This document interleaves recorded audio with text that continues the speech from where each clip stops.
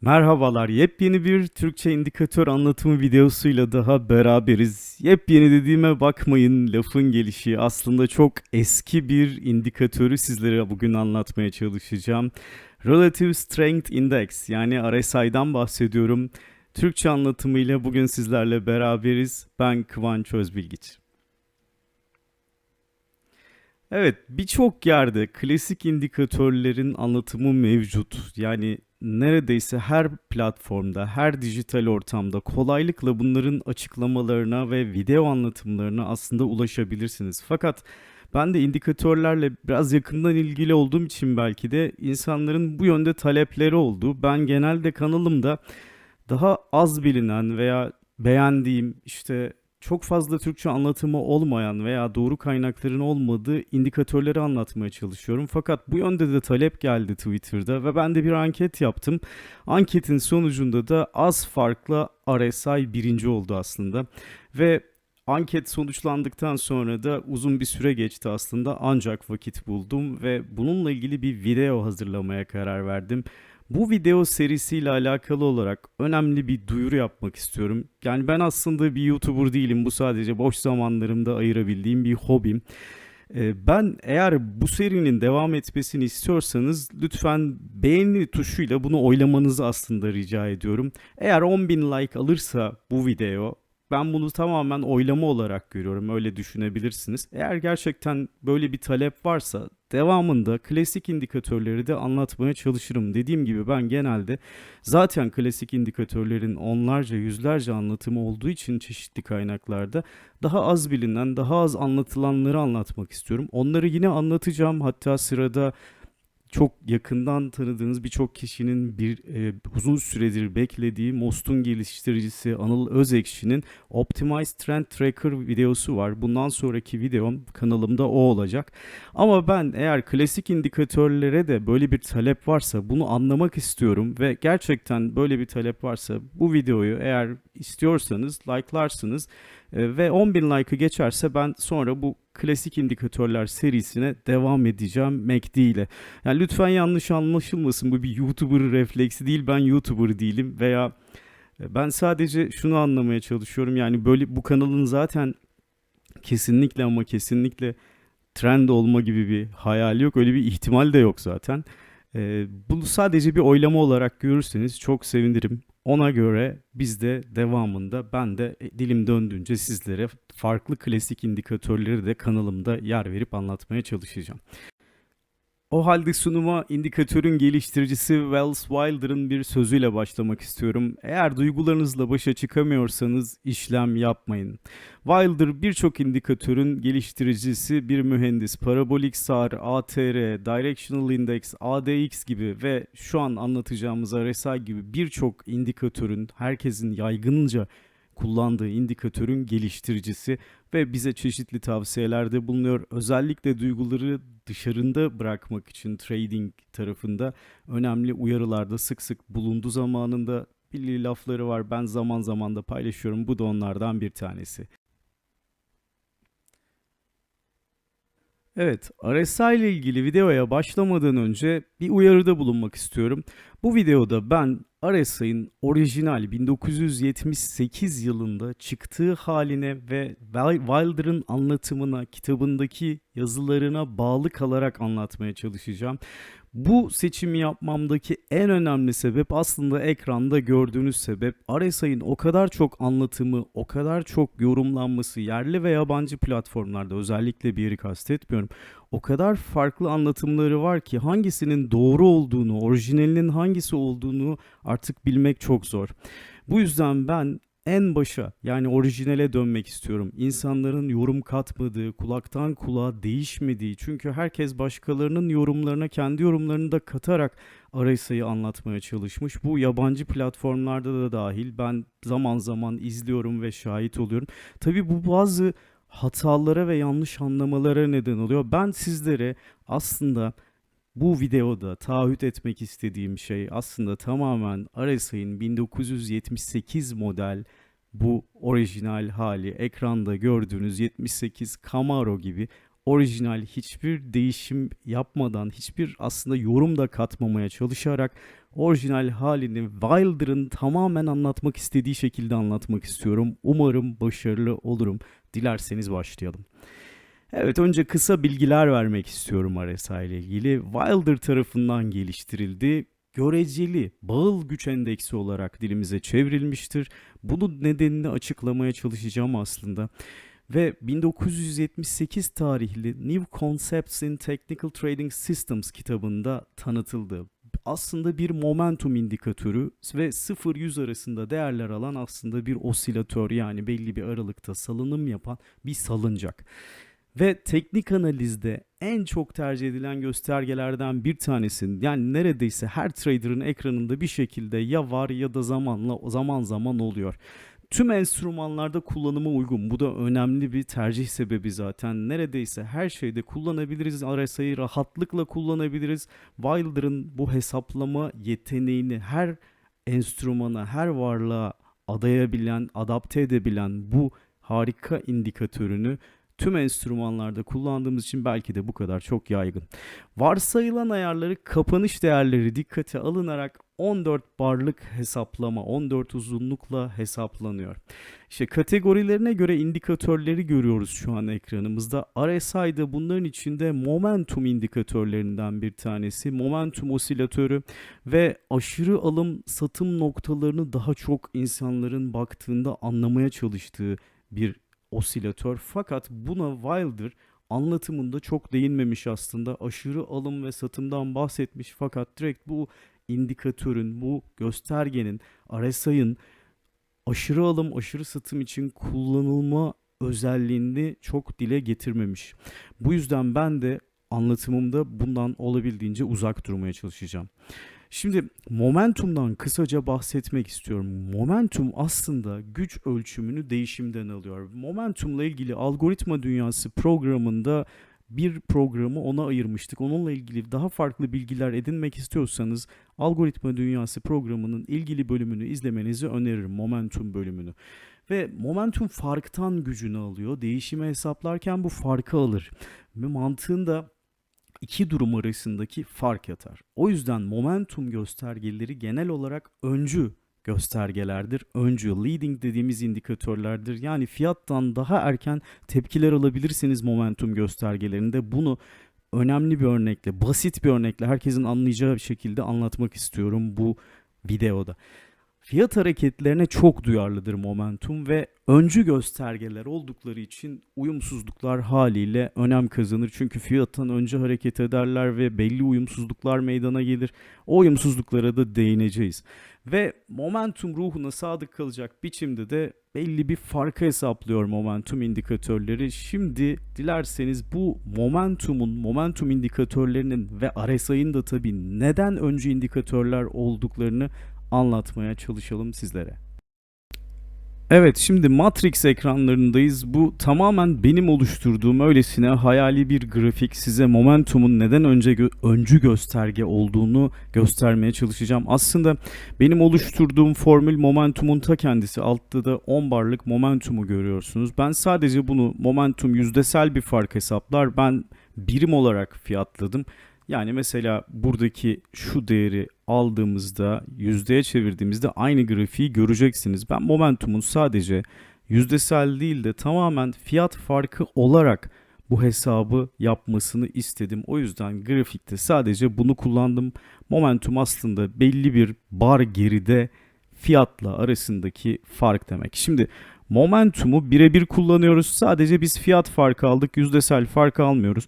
Burada basitçe şunu anlatalım. Gördüğünüz gibi 50 liradan diyelim 50 birimden başlayan bir fiyat var ve hep aynı şekilde düşüyor. İkişer ikişer fark azalarak düşüyor. Artışlar da hep ikişer ikişer. Burada bir dönüş var. Dönüşten sonra artışlar da hep ikişer ikişer gidiyor. Hep 2.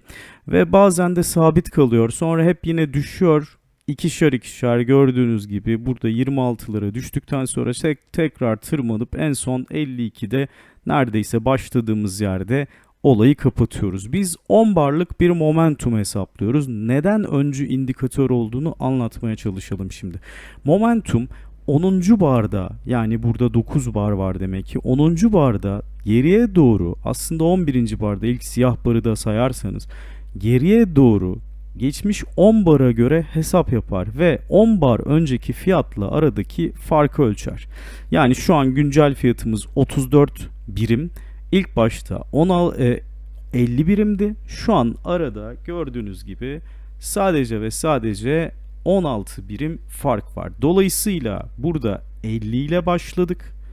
Şimdi 34, aradaki farkı momentum burada bize eksi 16 olarak verdi, bakın. Devam ediyorum. Şimdi ne yapıyoruz devamında? Bir sonraki bara tekrar geldiğimde ne yapıyor? Bu sefer tekrar aynı işlemi momentum 10 bar gerideki fiyatla yapıyor. 10 bar gerideki fiyat 48'di. İkişer ikişer azaldığı için. Şimdi biz 34'ten 36'ya çıktık. Aralarındaki fiyat farkı 48 ile 36 arasında gördüğünüz gibi burada eksi 12 oldu.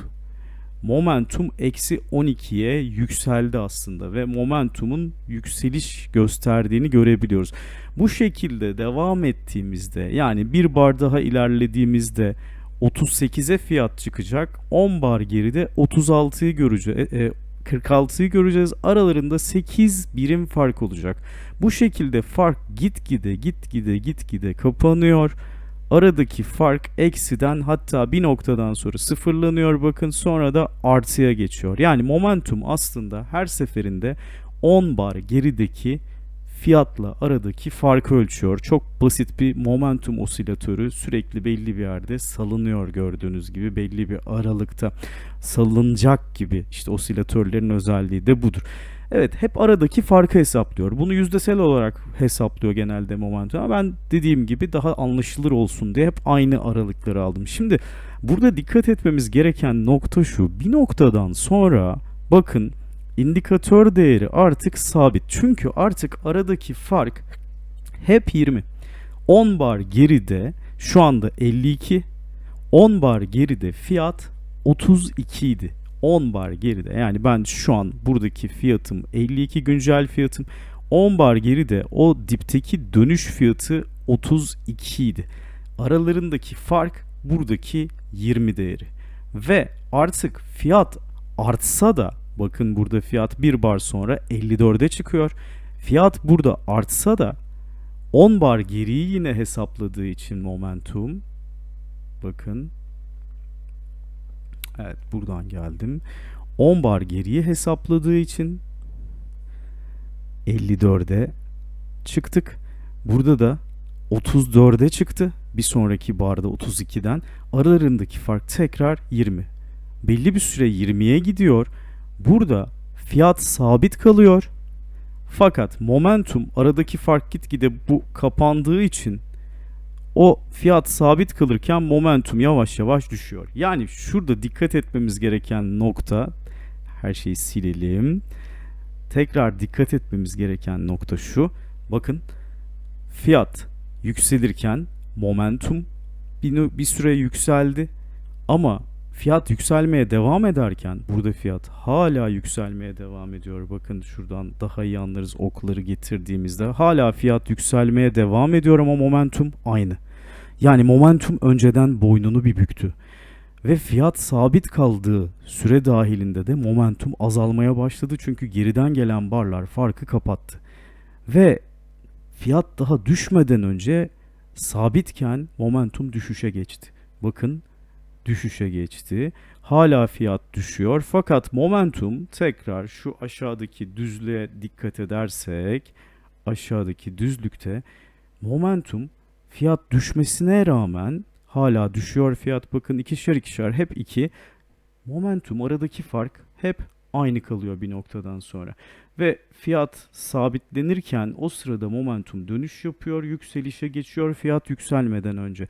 İşte momentuma öncü indikatör denme sebebi ve momentum indikatörlerine öncü indikatör denme sebepleri bu.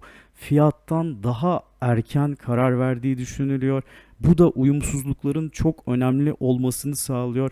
RSI'da bir momentum indikatörü, o yüzden özellikle uyumsuzluklar RSI'da da çok dikkat çekiyor.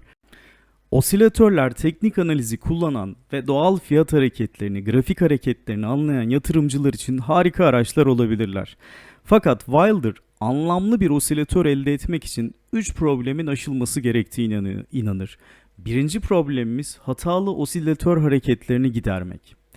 Ve ikinci problemde farklı enstrümanlarda farklı aralıklarla değer almasının önüne geçmek. Üçüncü bir problemse o zamanın problemi, tabii artık terminaller, bilgisayarlar ve farklı hesap yollarıyla hesaplandığı için şimdi böyle bir problemimiz yok, ama o zamanlar hesap kolaylığı sağlamak, büyük datalar tutmamak için yapılırdı. Peki RSI ne işe yarar sorularına aslında bu 3 madde tam olarak cevap verebiliyor. Momentum osilatörlerindeki 3 problemin çözüm yoluna dilerseniz şimdi madde madde bakalım. Birinci maddemiz hatalı osilatör hareketleri. Momentum gibi osilatörler genelde belli bir bar sayısı gerideki fiyatla aradaki farka odaklanıyor. Yani bu durum bazı sıkıntıları yanında getirir. Yani fiyat sabit kalsa da osilatörün değeri artabiliyor, azalabiliyor. Veya fiyat artsa da osilatör azalabiliyor, ona uymayıp sabit kalabiliyor. Fiyat azalınca da osilatör tam tersi artabiliyor. Yani böyle ihtimaller var. Bu da fiyatla aradaki uyumsuzluğu ortaya koyuyor. Ve bu bir problem aslında osilatörler için, klasik momentum osilatörleri için. Bu problemin üstesinden o zamanlarda gelebilmek amacıyla RSI hesaplamasında hataları ve uç değerleri yumuşatan, azaltan yöntem kullanmış. Aslında ortalama almış. Bu durumu çizimle anlatmaya çalışalım. Şimdi bizim basit hesabımız 10 barlık bir osilatör olsun. Yani 10 bar bizim için değerli. Birinci barla başlıyoruz hesaba. İkinci bar, şuraya biri tekrar yazalım. Arada diğer barlarımız var. Çok önemli değil buralar. Bizim için kritik olan 11. bar, aradan 10 bar geçtikten sonra, ve 12. bar. Fiyat barları diye düşünün. Birinci barda fiyatımız mesela 11 lira olsun. İkinci bardaysa fiyatımız düşsün ve 8 liraya gelsin. Sonra arada fiyat hareketlerimiz zigzaglar çizsin, bir şeyler yapsın. Biz 11. barda biraz daha basit ve anlaşılır olması için tekrar fiyatımız 11 liraya kadar gelsin.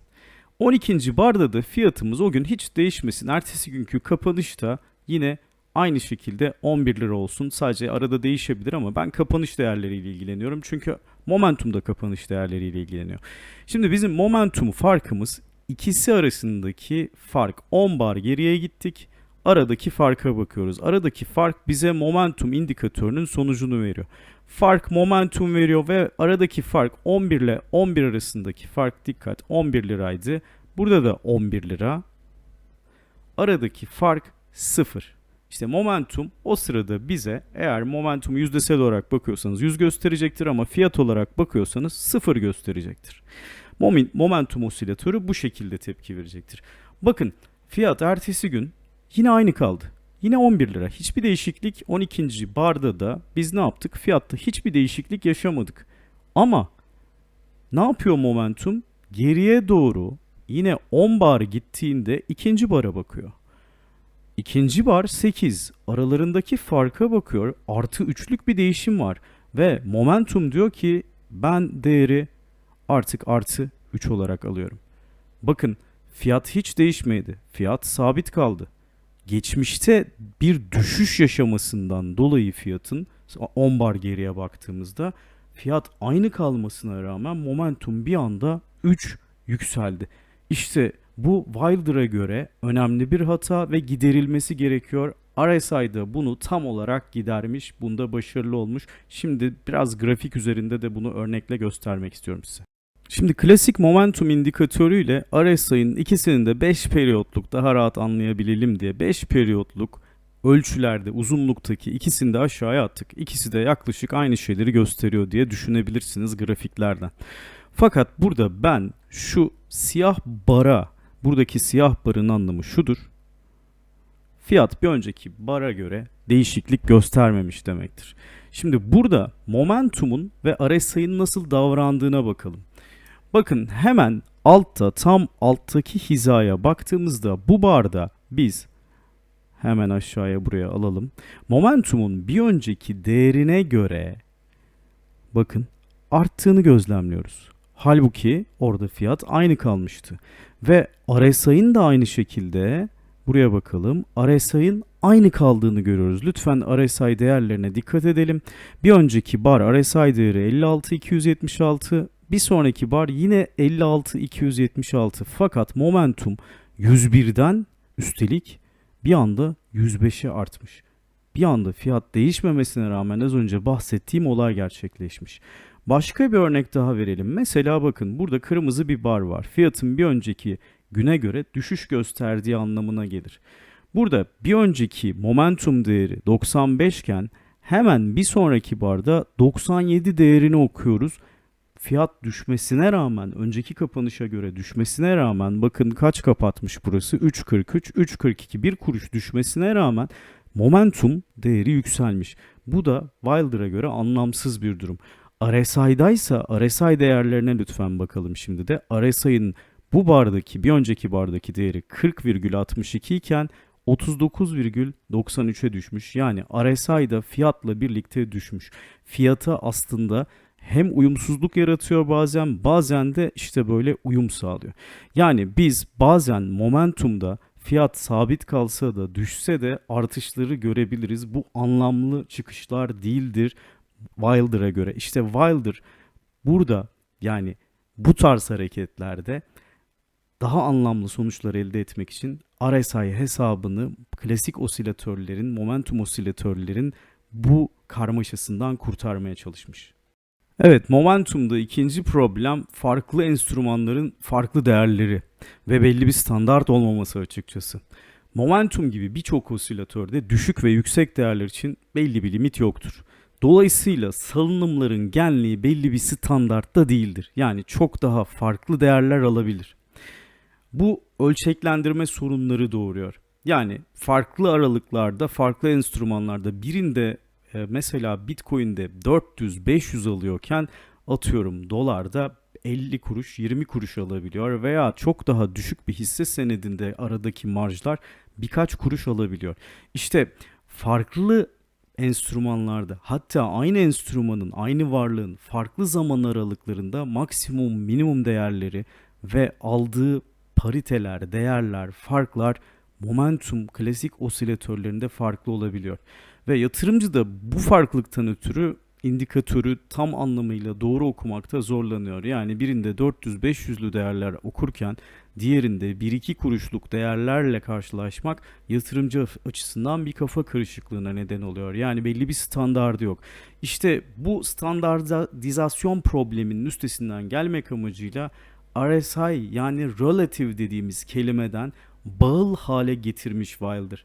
Bunu da tüm RSI değerlerini 0-100 arasında sınırlandırmak için bir paydaya bölmüş ve daha anlamlı sonuçlar elde etmiş. Farklı enstrümanların farklı değerleri problemini bu şekilde aşmış. Yani siz Bitcoin'in 18 bin dolarlık fiyatına baktığınızda da aynı RSI aralığını görebiliyorsunuz veya 1 liralık bir hisse senedine baktığınızda da aynı RSI değerlerini görebiliyorsunuz veya bambaşka çok daha düşük satoshilerde bir coin ile karşılaştığınızda veya işte euro dolar paritesinde arada çok ufak farklar olsa da aynı RSI değerlerini okuyabiliyorsunuz. Şimdi bunu grafik üzerinde örneklendirmek istiyorum. Evet, bunun çarpıcı bir örneğini aslında endeks grafiğinde görebiliyoruz. Endeks grafiğinde momentumu ve RSI'yi 14 periyotluk açtığımda ikisi de momentum indikatörü.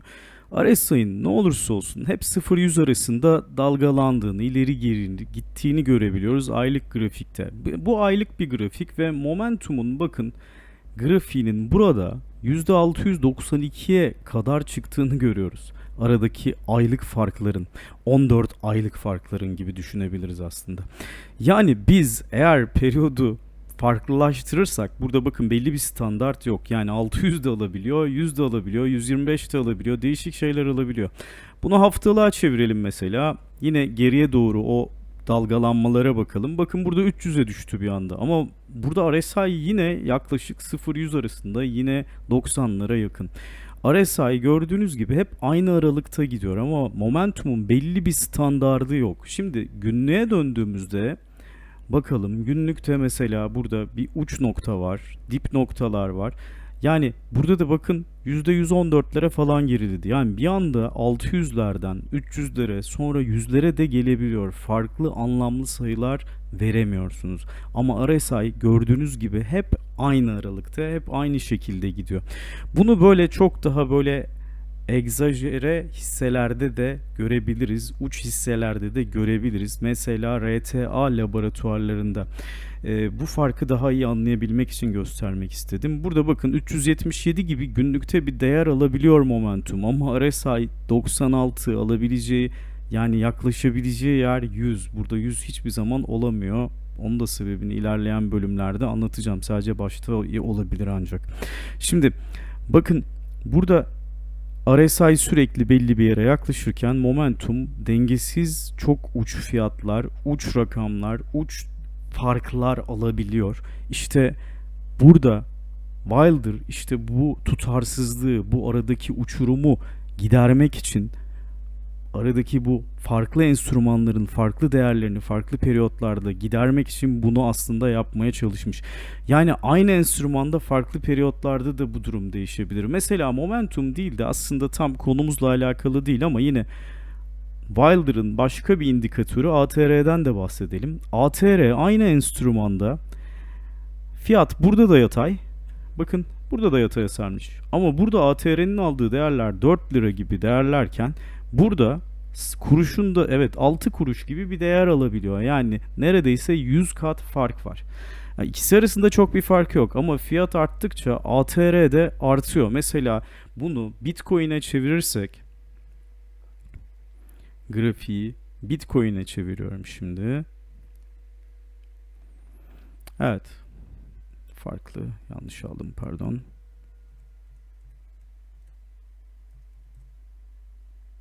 Evet. Burada evet, şu an Bitcoin grafiğinde de ATR'nin 800'lü değerler aldığını çok rahat görebiliyorsunuz. Geriye doğru baktığımızda ise bu değerlerin gitgide fiyat küçükken daha küçük, fiyat büyüdüğünde de daha büyük değerler aldığını göreceksiniz. Belli bir standardı yok ama RSI hep 0 ile 100 arasında. Geçelim çözüm sunduğu üçüncü probleme. Aslında günümüzde bilgisayarlar yardımıyla bu hesaplamalar çok kolay ve rahatlıkla yapılabilse de RSI'nin geliştirildiği yıllarda, yani 78'lerde bu manuel yapılan veya hesap makineleriyle yapılan bir hesaplama yöntemiydi.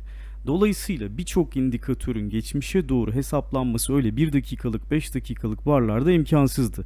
Sadece günlük kapanışlara göre bayağı uzun uğraşlar, sayfalarca hesap gerektiriyordu ve önemli miktar data tutma sorununu doğuruyordu. Özellikle de farklı birçok varlık için bunun tutulması gerektiği düşünülürse ne kadar büyük bir datanın ve ne kadar yorucu olacağını tahmin edebiliyorsunuzdur. Artık bilgisayarlar saniyeler içinde bunu karşımıza çıkarıyor. Saniye bile sürmüyor.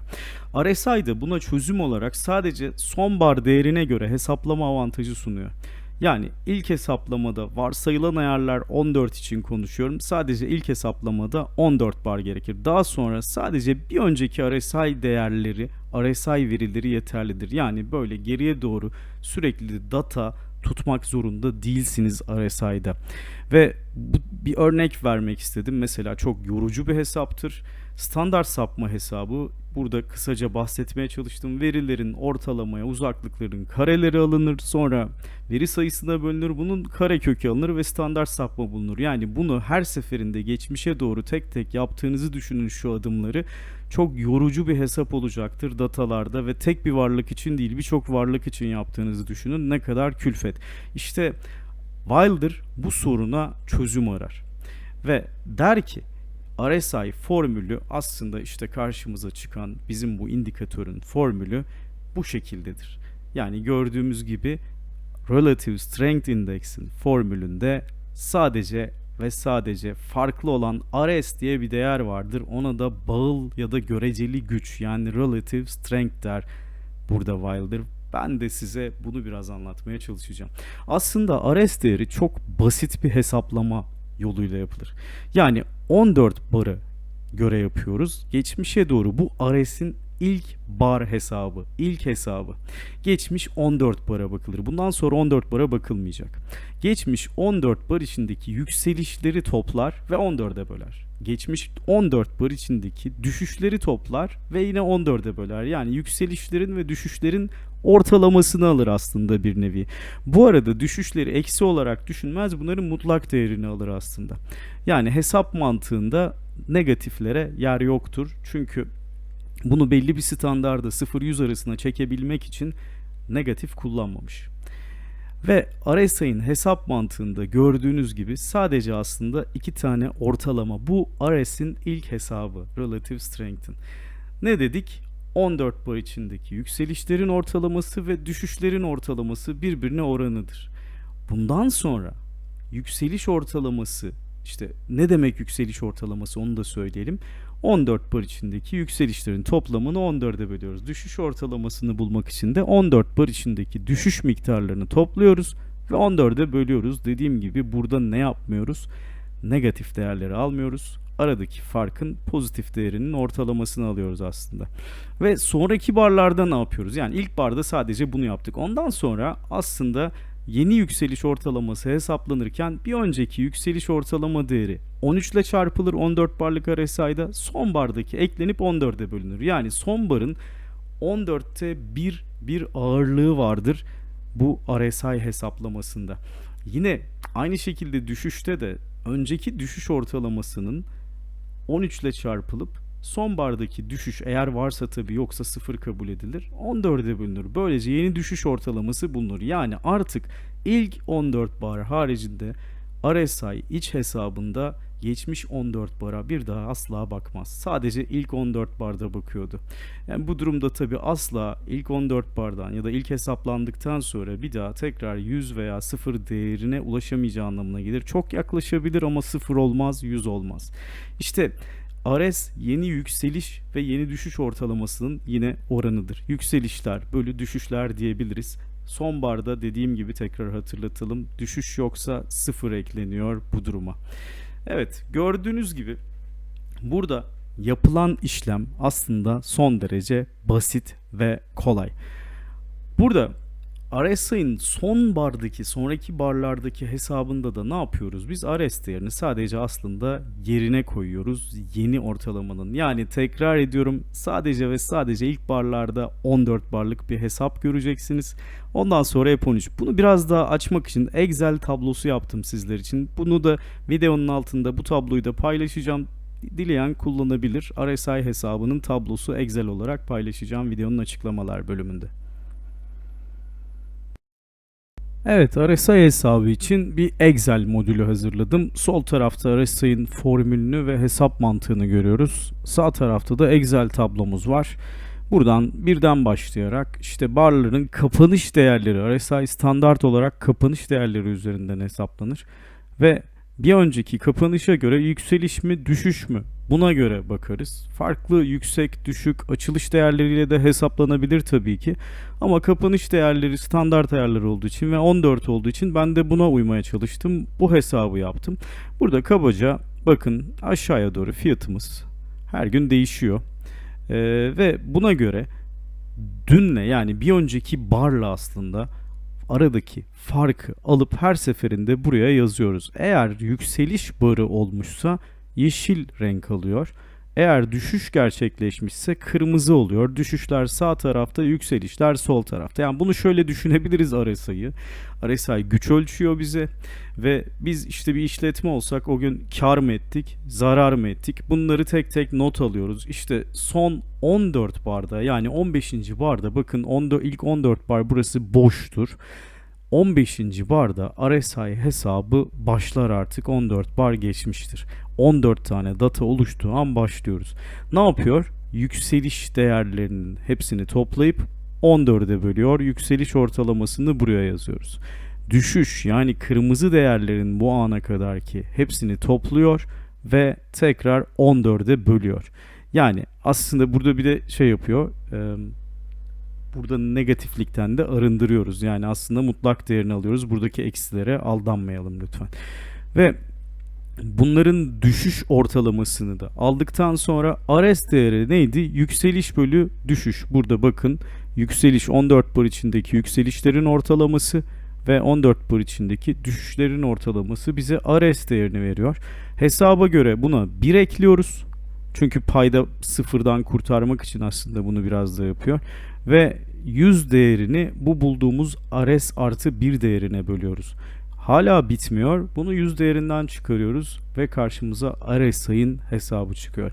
RSI ilk kez hesaplandığında mutlaka ve mutlaka ne yapılıyor dedik? Son bardaki değerlerin, son 14 bardaki değerler dikkate alınarak hesaplanıyor. Ama bundan sonra artık son 14 bara dikkat etmeyeceğiz. Yani biz bir önceki barı dikkate alacağız. Bir önceki barın 13 katını alacağız burada yükseliş ortalaması yaparak. Yani mesela bunu beraber yapalım. Yeni yükseliş ortalamamız bir önceki barın 13 katı, 13 çarpı bir önceki bar, bir önceki yükseliş ortalaması ve eğer varsa son yükseliş. Son yükselişimiz burada yok. Sıfır değeri alacaktır. 13 katı oradan 1 kat. Yani son barın değeri 14 barlık bir RSI'da 14'te 1 oluyor. Ve bu toplamı tekrar 14'e bölüyoruz. Eğer bakın son barda yükseliş yoksa yükseliş ortalaması da otomatikman düşecektir. 343'ten 318'e düştü. Ve son barda şimdi düşüş var. Kırmızı. Bunu dikkate alacağız. Bakalım 407 değerinden son bar yükselecek mi, düşecek mi? Şimdi yine aynı tarz bir hesabı burada yapacağız. Diyeceğiz ki tekrar eşittir diyorum. Bir parantez açacağım.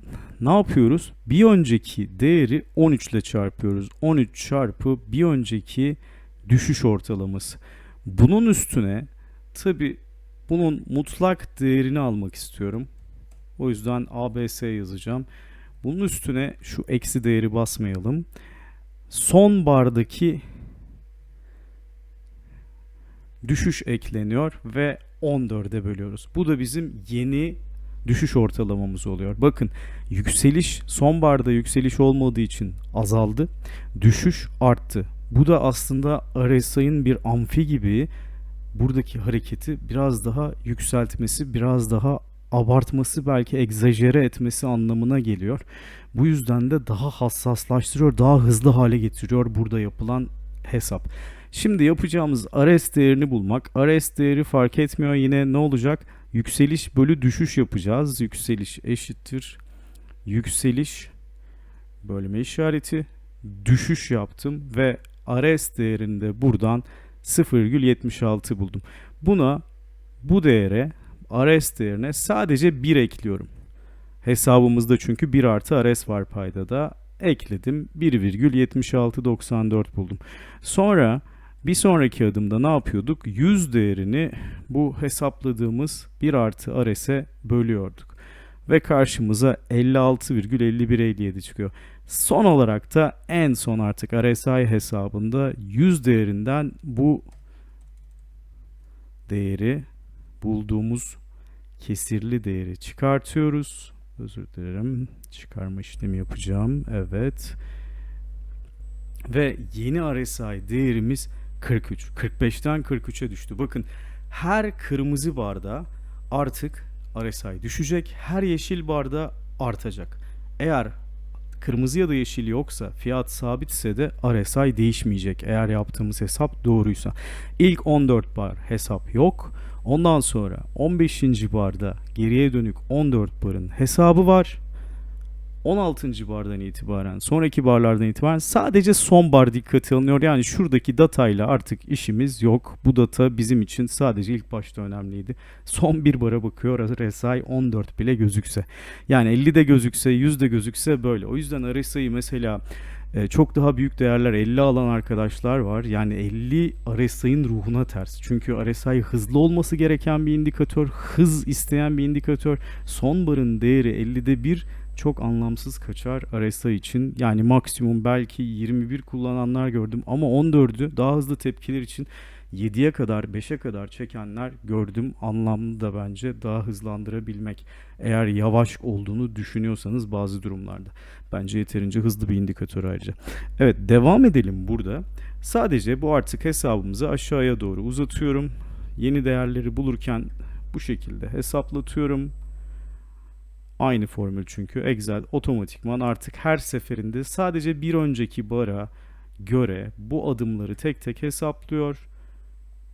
Gördüğünüz gibi bunu da hesaplayacak ve RSI değerimi aşağıya doğru artık netleştirdim. Gördüğünüz gibi her kırmızı bar RSI bir öncekine göre düştü. Hatta burada müthiş büyük bir düşüş var. Demek ki burada düşüş, evet, 68 kuruşluk bir düşüş var burada, bakın. O yüzden RSI sürekli düşüyor. Buradan da iyi bir yükseliş var sanırım. 41'den 61'e fırlamış. Bakalım, evet, 97 kuruşluk bir yükseliş söz konusu. 61'den 70'e, orada da 82 kuruşluk. Yani burada gitgide yükseliyor. 70'in üstüne de çıkmış. Biliyorsunuz 30 ve 70 RSI için kritik seviyeler. Daha sonra değineceğiz bunlara. Evet, RSI hesabı bu şekilde. Bu tabloyu dediğim gibi paylaşacağım. Burada bir şey daha göstermek istiyorum. Mesela fiyat belli bir yerde hiç artmasaydı 9.69, 9.71. Burası tekrar 9.69 olsaydı acaba RSI ne yapacaktı? Beraber görelim. Bakın, hiçbir değişiklik olmadı. Değişiklik olmadığı için RSI değeri de 40,8882, 40,8882 olarak kaldı. Yani üst üste bir var daha 9,69 olsaydı fiyat. Evet, yine değişmeyecekti. Yine 40,888. Devamındaki veriler de buna göre sürekli değişiyor. Gördüğünüz gibi RSI hesabında sadece ve sadece son bar aslında dikkate alınıyor. Yani bir önceki bar dikkate alınıyor bir noktadan sonra ve RSI fiyat düşerse mutlaka düşüyor. Fiyat yükselirse mutlaka yükseliyor. Çok az ya da fazla da olsa mutlaka yükseliyor. Fiyat sabitken de RSI hep sabit kalıyor. Hiç değişmiyor. Burada görebildiğimiz gibi. Evet, Wilder'ın orijinal anlatımına bağlı kalarak kitabından hareket ettiğimiz anlatıma devam ediyoruz. Burada 3 başlıkta topladık. Hatalı osilatör hareketleri, yani ortalama alınarak bu hareketleri giderdi. Böylece fiyat sabitken RSI'da sabit kaldı. Fiyat artarken RSI arttı. Fiyat düşerken de aynı şekilde RSI'da düştü. Hatta RSI'nin tepkisi yükseldiğinde düşüş ortalaması da azaldığından tepki katlandı. Yani düşüşlerde ve yükselişlerde biraz daha fiyatı, yani o düşüşleri biraz daha yükseltti. Etkisini, tesir değerini arttırdı, tepkiyi arttırdı. Hatalı osilatör hareketlerini giderirken RSI.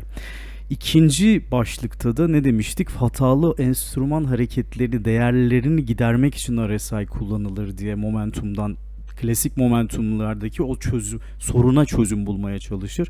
Yani farklı enstrümanlarda bambaşka değerler oluşması, değerlerin 0-100 arasına sabitlenmesiyle, alınmasıyla aslında standarda bağlanmış oluyor. Ve grafik periyodu değişince oluşan değerler aynı ölçüye uyarlanıyor. Böylece karşılaştırma yapmak çok daha kolay oluyor. Hepsi 0-100 arasında sonuçta. Yorumlamak da kolaylaşıyor. Daha anlamlı sonuçlar elde edebiliyoruz bu verilerle. Ve son olarak ne dedik? İlk hesaplamadan sonra yeni değerler hesaplamak için artık sadece son barın ve önceki barın datası dikkate alınır.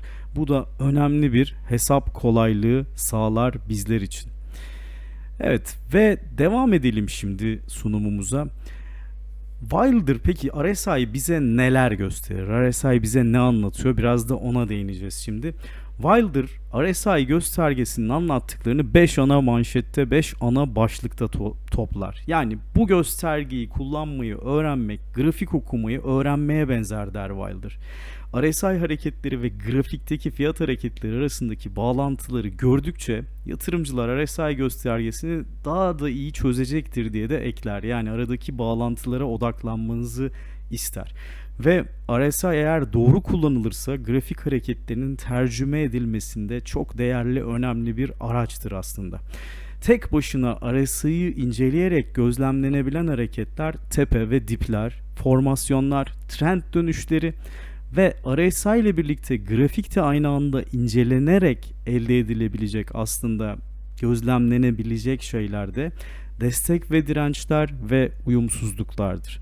Şimdi ilk gösterilebilen, yani RSI'nin tek başına gösterebildiği şeyler üzerinde duralım. İlki tepe ve dipler. Yani tepe ve dipler genelde RSI değerleri 70 üzerindeyken ve 30 altındayken oluşan değerlerdir. RSI çoğunlukla fiyattan daha önce tepe ve dip değerler alır. Ne dedik? Öncü indikatör. İlk başta anlattığımız momentum, fark, buradan doğan aslında öncülük. Yoksa bir tahmin amacı da var, tahmin anlamı da var ama kesinlikle yok. O yüzden fake durumları da olabilir. Ama çoğunlukta fiyattan önce tepe ve dip değerler alır. Bu da yatırımcılara muhtemel bir trend dönüşünün, en azından belirgin bir tepki hareketinin yakın olduğunu gösterir. Yani aslında uyumsuzluk da aranabilir ama burada Wilder'ın kastettiği başka bir şey. Evet, şimdi gelelim grafiğimize. Wilder 30'un altında ve 70 değerinin üzerinde oluşan tepe ve dip değerlerin dönüşlere neden olabileceğini düşünür. Ve bunlar uyumsuzluklarla desteklendiğinde daha anlamlı sonuçlar çıkarılabilir. Mesela 70'in üzerinde RSI'nin yaptığı iki tane tepe var. Burada da aynı şekilde bakın, grafikte de o tepeleri görebiliyorsunuz. Yani bunu bir dönüş sinyali olarak, tekrar 70'in altına inerse bunu bir dönüş sinyali olarak değerlendirmek mümkün der. Ama mesela buradaki gibi bir fake ile de karşılaşabilirsiniz. Şimdi 30'un altında da aynı şekilde burada belli dip değerleri vardır. Buraları RSI yakalamaya çalışır. O değerlerden sonra da fiyatın hareketini gözlemler. Başka önemli bir noktaysa şudur. Mesela burada bir tepe var. Farklı bir tepede hemen daha yukarıda ama RSI'nin oluşturduğu tepeler bunların ikinci tepenin çok anlamlı bir tepe olmadığını, hareketin sönebileceği anlamına gelir. Yani bir uyumsuzluktur bakın. Yukarıya doğru giderken fiyat barları, RSI aşağıya doğrudur ve trendin dönebileceğine bir işarettir. Ama bu çift tepe 70'in üzerinde ise daha anlamlı olabilir. Yani burada 70'in üstünde ikinci tepeyi görüp ondan sonra altına geldiğinde hamle yapmanın daha doğru olacağını düşünür Wilder.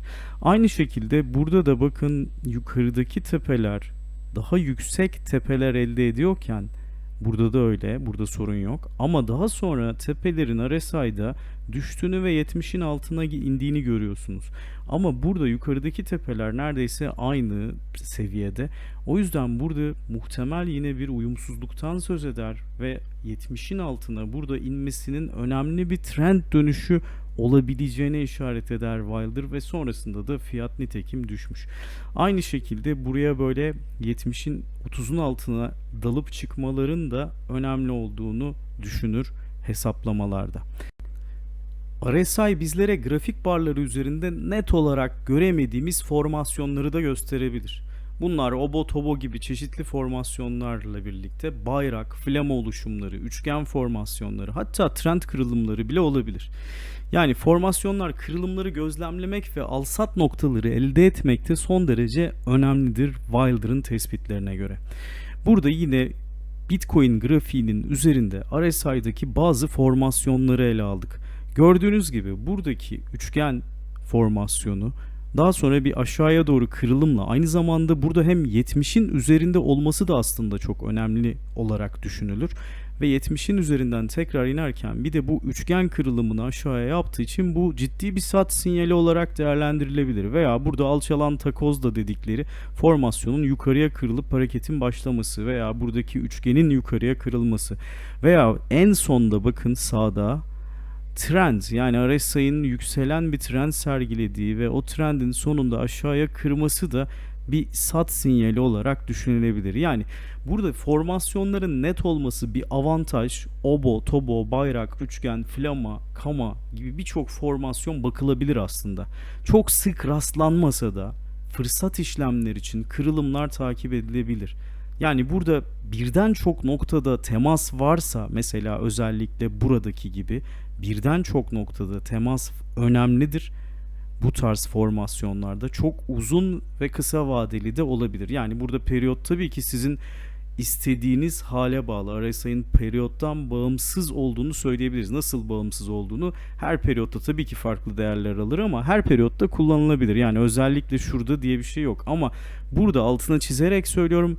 Bunu Wilder günlük barlara göre tasarladı. Bence de en iyi günlükte ve farklı tabii ki oluşumlarda da kullanılabilir. Vadeye göre daha uzatılabilir, haftalık, aylık gibi veya saatlikte anlamlı değerler üretiyor. Benim yaptığım backtestlere göre en azından daha kısa vadeli alternatiflerinde çok fazla fake sinyal yiyebiliyor. Ve burada önemli bir noktada hedef değer belirlemek aslında çok anlamlı değildir. Yani bir RSI'da çanak oluşumu ve çanağı ikiye katlaması hedefi olmaz mesela. Veya Flaman'ın işte klasik sapı kadar daha yukarı veya aşağı yönlü bir beklenti oluşmaz. Çünkü RSI 0 ile 100 arasında sınırlıdır. Yani 80'de bu oluşum gerçekleşiyorsa 160'a katlayacak diye bir anlam yüklenmemeli. O yüzden kırılımlar daha çok dikkate alınmalı.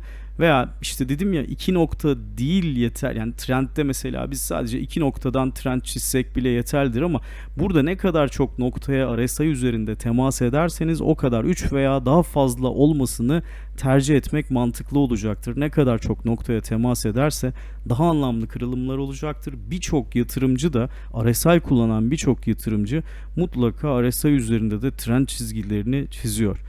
Ayrıca formasyonların da 70 üstü ve 30 altında olması daha dikkate değer bulunabilir der Wilder. Şimdi benim sevdiğim trend dönüşlerini yakalamakta Wilder'ın bir tekniğini göstermek istiyorum sizlere. Wilder RSI kullanarak trend dönüşlerinde al-sat sinyalleri edilebileceğini vurguluyor. Yani buna göre dönüşler 70 üstünde veya 30 altında gerçekleşirse çok güçlü trend değişim sinyalleri olarak dikkate alınabiliyor. Burada hemen beraber bakacak olursak öncelikle o 70 değeri üzerindeki bir tepe yapmış RSI. Bakın tam bu noktada 70 değeri üzerinde bir tepe yapıyor. Ondan sonra tekrar 70 değerinin altına iniyor ve burada bir dönüş, yani aslında swing dediğimiz tekrar yukarıyı deneme hareketi yapıyor. Ama bu yukarıyı deneme hareketi bir önceki tepeyi geçemiyor. Tekrar 70 üstüne çıkamıyor veya 70 üstündeki o değerin daha üstüne geçemiyor. RSI buradan dönüyor. İşte bu başarısız dönüş olarak nitelendiriliyor. Bunu Wilder özellikle başarısız dönüş olarak nitelendirmiş ve işte bu başarısız dönüş yapılan seviye bizim tekrar RSI o yukarıya doğru deneyip kıramadığında geri dönülen seviye bizim aslında sat ya da short noktamız olarak burada dikkate alınması gerekiyor. İndikatörün geliştiricisi Wilder'ın çizimleri bunlar. Onun orijinal çizimlerinden üzerinden oynama yaparak size aktarıyorum. Ve aynı şekilde de 30'un altında RSI bir dip oluşturmuş ve bu dipten sonra tekrar 30'un üstüne çıkmış ve bir dönüş gerçekleştirmiş ve tekrar fiyat düşmeye, RSI düşmeye çalışıyor. Ama bu başarısızlıkla sonuçlanmış. Yani önceki dip değerinin altına inememiş. Ve işte bu başarısız dönüş seviyesi bizim kritik seviyemiz. Çünkü tekrar oraya gelmiyor. İkinci bir dip yapıp hop burada kırarken al noktası olarak, al seviyesi olarak belirliyor bunu Wilder. Gördüğünüz gibi aslında çok basit bir sistemi var bunun ve bu çok fazla karşımıza çıkan bir durumda değil açıkçası. Şimdi burada işte dönüşler sınırların dışındaysa, yani 70 üstünde olmuşsa veya 30 altında olmuşsa anlamlıdır der. Burada çok kritik olan nokta uç değerlerin takip eden yeni tepe veya çukurda geçilmemesi gerekliliğidir. Yani tekrar bu geçilmezse, mesela burada güzel bir örneği var, solda bakın. Güzel bir örnekle karşı karşıyayız. 70'in altına iniyor. Şuradan bir dönüş gerçekleşiyor. Burada ufak tefek direkt dönmesi de gerekmez. Ufak tefek oyalanmalar olabilir ve işte şu dönüş seviyesi tekrar yukarıya doğru döndüğünde o eski tepeyi aşamıyor. O zaman bu bizim tekrar şu noktada, yani yaklaşık şu bölümde bizim short seviyemiz oluyor. Yani burada sat seviyesi oluyor. Aynı şekilde orta bölümde de bu her zaman çalışacak bir durum değil aslında. Yani bu aynı zamanda bir stop seviyesi olarak da düşünülebilir. ve işte aldığınızda sattığınızda dikkat edilecek seviyelerden bir tanesi. Ve grafikte mesela orta bölümdeki oluşum bizim istediğimiz oluşum değil. Yani buradaki dikkat ederseniz burada gelmiş aşağıya dönüş yapmış. Bu başarısız değil. Daha yukarı çıkabilmiş. O yüzden şuradaki fake'i yemeyin diyor Wilder. Yani o yüzden devam etsin hareket. Hareket devam ettikten sonra tekrar aşağıya gelip başarısız bir dönüş yapsın. Belli net bir dönüş olmasını istiyor. Burada o tarz bir oluşum yok. Yani tabi burada sonrasında düşmüş tabii ki. Ama burada Wilder'ın kastettiği bu dönüş söz konusu değil. Ama bakın şu bölgede yine o var. 70'in üstüne çıktı. Sonra aşağıya ve dönüş tekrar 70'in üstüne bir önceki tepeyi kırmak için yeltendi. Fakat kıramadı ve başarısız oldu. Ve bizim burada short seviyemiz işte yaklaşık herhalde şuralardaki seviyelerden bir tanesi. Ve tekrar burada short yapıldı. Ve sol altta bir tane de bu durumun tersi var aslında. Bakın burada 30'un altına bir inmiş. 30 altına indikten sonra bir yukarıyı deniyor. Oradan bir dönüş yapmış. Tekrar 30'un altında o seviyeyi kırmamış. İşte burada şu noktada bir başarısız dönüş söz konusu. O zaman tekrar bu seviyeyi geçtiğinde şu noktayı kırdığında yani bu da buralarda bir yere denk geliyor. Harika bir noktadan bu kritere göre, bu taktiğe göre siz alım yapmış oluyorsunuz ve sonrasında güzel bir yükseliş trendini yakalamış oluyorsunuz RSI sayesinde. Bu oluşum yani indikatörün geliştiricisi Wilder'ın sözünü ettiği, üzerinde durduğu oluşum bu. Ve önemli bir noktada destek ve dirençler sıradaki. RSI indikatörü üzerinde tıpkı grafik üzerinde çizilenler gibi az önce de gösterdik. Destek ve dirençler pekala çizilebilir. Hatta grafik üzerinde belli olmadan evvel Wilder'ın iddiası RSI üzerinde destek ve direnç bölgeleri net görünür. Tabii ki yükselen trend değil ama uç noktalar yakalandığında diğerinde de belli uç noktaları yakalamış oluruz der Wilder. Ve sıkça karşılaşılan bir durumdur bu. Gerçekten de öyle. Bu seviyelerin kırılması da yatırımcılara önemli ve erken sinyaller verir. RSI öncü bir indikatör olduğu için bu anlamlıdır. Yani RSI ve grafik üzerinde çizilen trend çizgileri çoğu zaman uyumludur. Ben biraz böyle rastgele görebildiklerimi örnek olsun diye Aselsan'ın günlük grafiğinde göstermeye çalıştım.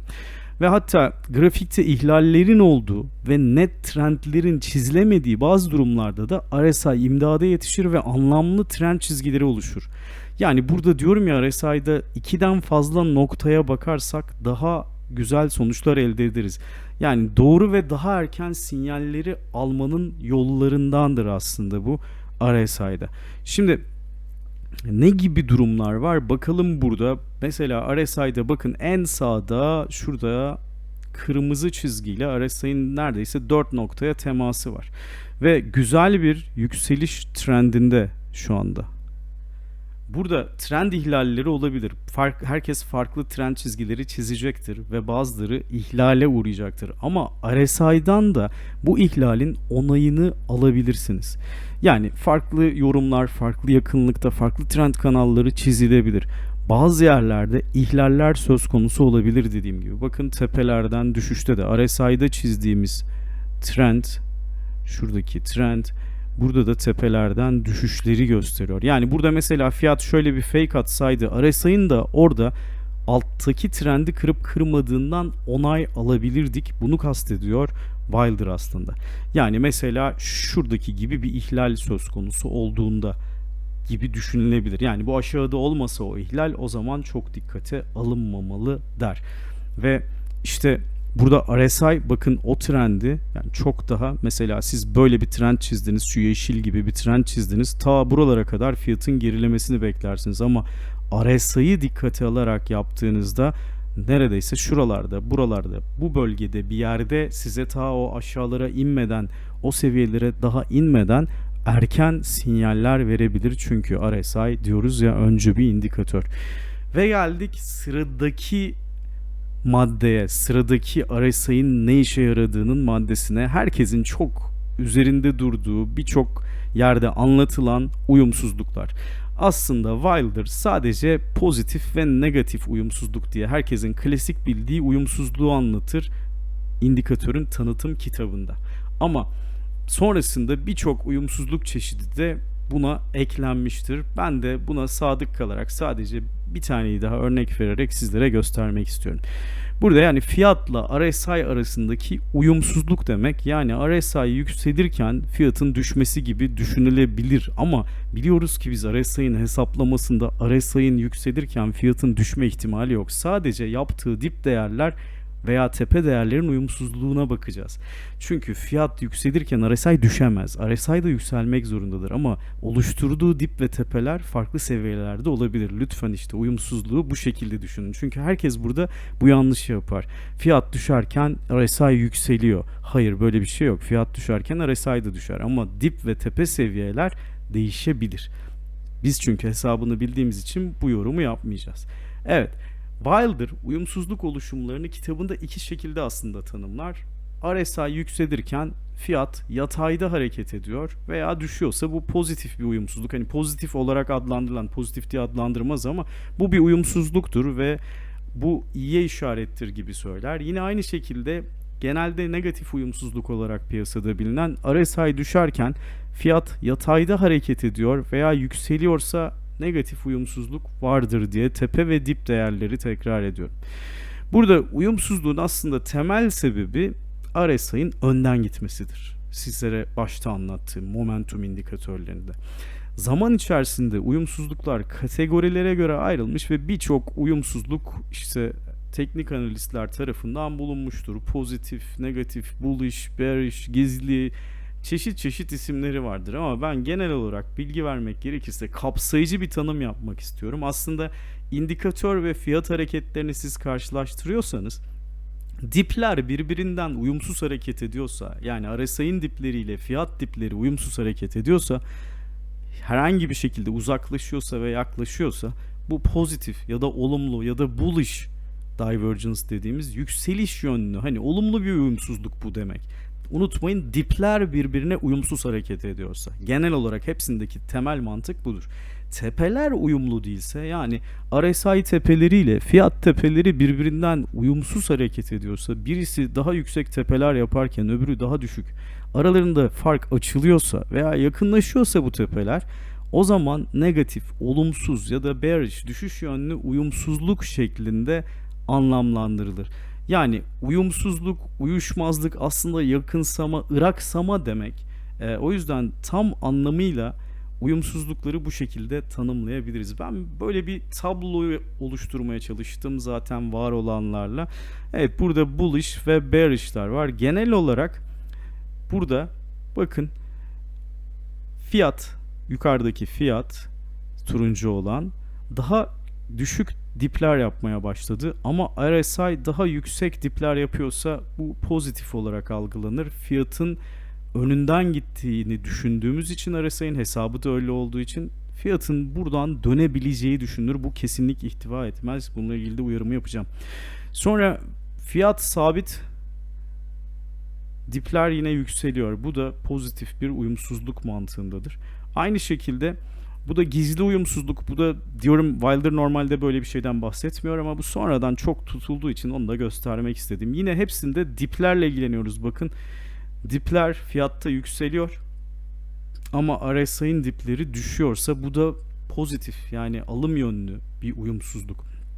Aynı şekilde negatif, yani bearish'te burada tepelerle alakalı. Tepeler birbirinden daha yüksek tepeler yaparken RSI daha düşük tepeler yapıyorsa bu negatif anlamda, yani dönüşün artık yaklaştığı anlamında olabilir. Bu uyumsuzluklar, çok fazla yoruma girmek istemiyorum ama 30 üstünde ve 30 altında ve 70 üstünde olursa daha anlamlı olabilir. Tabloyu da görebilirsiniz. Daha fazla uzatmayayım. Zaten uyumsuzlukları tonla anlatılan birçok yerde bulabilirsiniz. Ben genel olarak tepeler ve dipler, eğer dipler uyumsuz çalışıyorsa bu alım yönlü bir hareket olabilir manasındadır. Tepeler satım yönlü bir hareket olduğu anlamındadır. Dipler birbiriyle uyumsuzsa da alım yönlü hareket olduğu anlamındadır. Evet, burada birçok örnek görebiliriz. Çok sık rastlanan bir şeydir ve her trend dönüşünde oluşmasalar da uyumsuzluklar en belirgin dönüşlerde karşımıza çıkıyorlar. Uyumsuzluk Wilder'a göre RSI indikatörün en belirgin karakteristik özelliği aslında. Ve kullanan RSI kullanan birçok yatırımcı da sadece uyumsuzluklara odaklanır.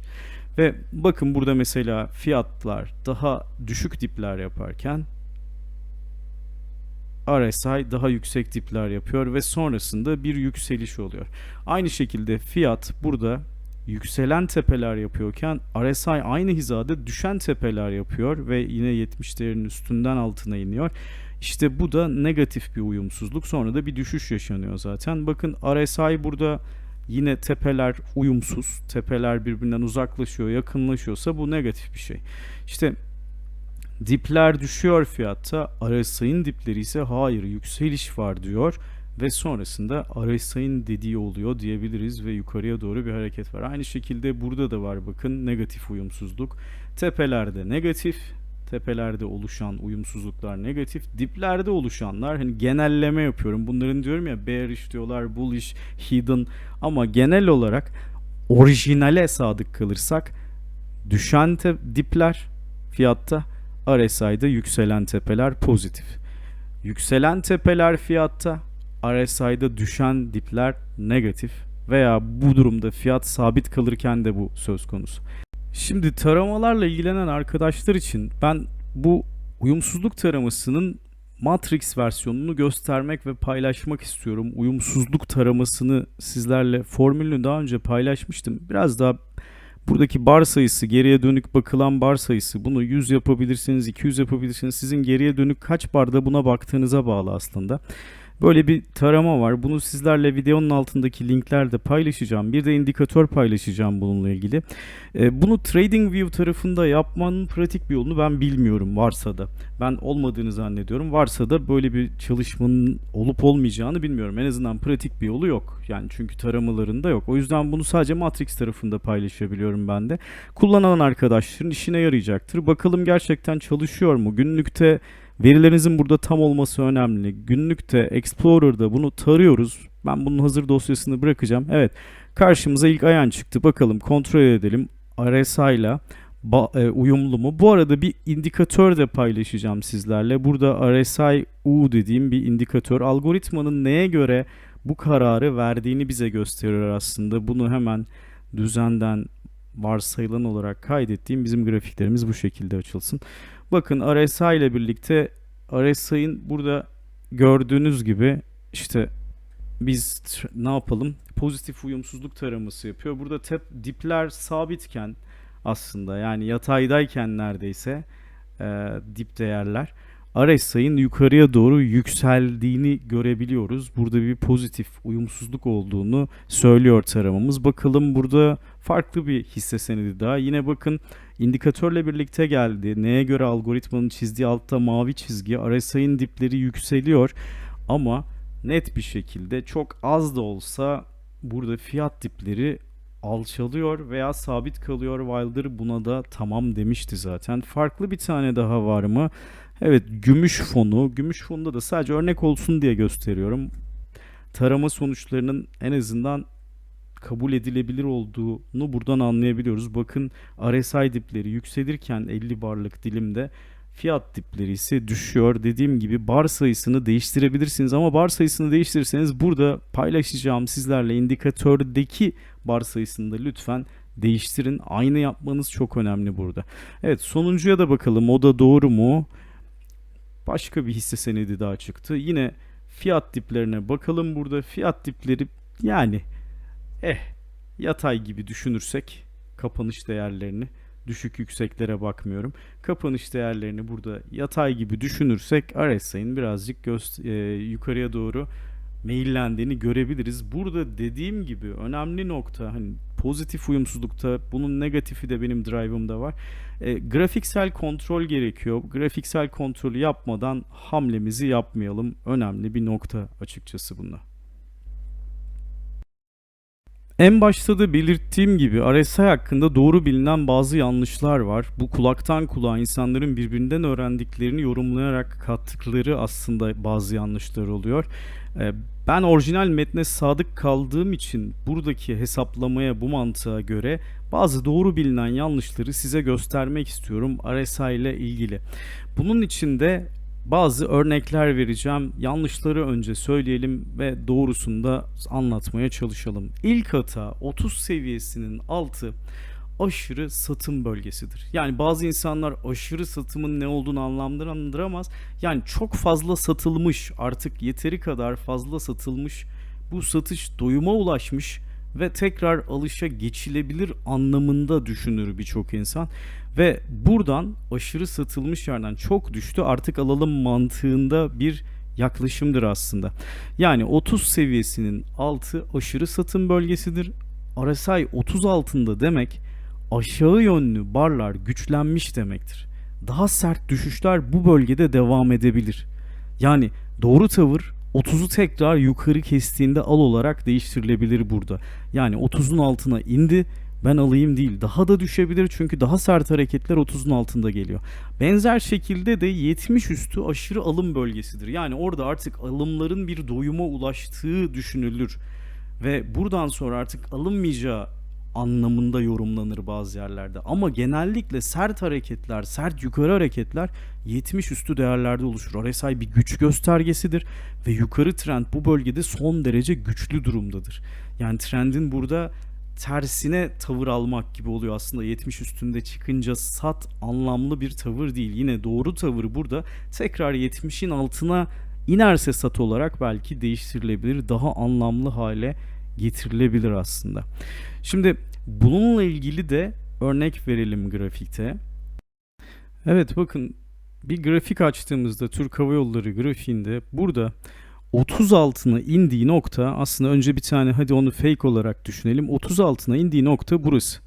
Ve burada sat dediğinde aslında sertleşiyor daha da, ya burada al dediğimde, özür dilerim, 30 altına indiğinde al doğru bir tavır niye değil? Bakın daha da hareket sertleşerek çok daha dipleri burada, mesela şurada bir yerde diyelim ki aldınız, 30'un altına indi dediniz RSI ve burada yaklaşık 11 lira 10-11 liralık bir değerden Türk Hava Yolları'nı alıyorsunuz ama sonra 8 liralara 7 küsurlara kadar inebiliyor. Hareket daha da sertleşebiliyor 30'un altına. Çünkü trendin gücü bayağı bir zayıflamış. Artık ne olmuş?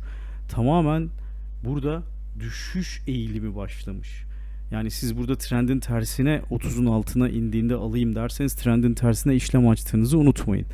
Ve yine 70 üstüne çıkılan yerlere bakalım. Mesela burada 70 üstüne çıkmış. Burada satarsanız buradaki farkı da alamayacaksınız. Başka geçmişte daha çarpıcı örnekler muhtemelen yakalayacağız. Mesela burada.